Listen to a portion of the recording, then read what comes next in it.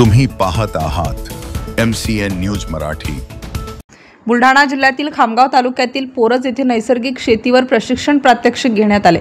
यामध्ये सोयाबीन कापूस पिकात फेरोमोन ट्रॅप कसे चालवायचे व त्याचे फायदे या विषयावर चर्चा व प्रात्यक्षिक करण्यात आले। तर शेतकरी बांधवांनी फवारणी करताना घ्यावयाची काळजी या विषयावर चर्चा करून प्रत्यक्ष शेतात फवारणी कशी करावी याचे प्रात्यक्षिक दाखवण्यात आले।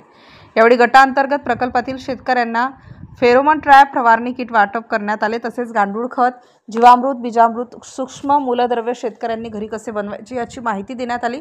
नैसर्गिक शेती प्रकल्पातील शेतकऱ्यांना घरीच खते बनवण्यासाठी प्लास्टिक टाकी घेण्याचे आवाहन करण्यात आले। त्याचप्रमाणे भालेगाव येथील सोयाबीन कडधान्य प्रशिक्षण कार्यक्रम अंतर्गत शेतकऱ्यांना फेरोमोन ट्रॅप कसे लावायचे प्रात्यक्षिक देण्यात आले। ट्रॅपचे फायदे सांगून ट्रॅप वाटप करण्यात आले। सदर प्रशिक्षण यशस्वी करण्यासाठी पोरज येथील अभिनव नैसर्गिक गटाचे अध्यक्ष राजेंद्र बोराडे, कृषी सखी रजनी ढोण, पल्लवी बोराडे, गटातील सदस्य सहाय्यक कृषी अधिकारी अलका टेके, सचिन बोराडे, वसंत संपत बोराडे व शेतकरी बांधव उपस्थित होते। MCN न्यूज मराठी करिता राहुल पाटील मुंढे, खामगाव।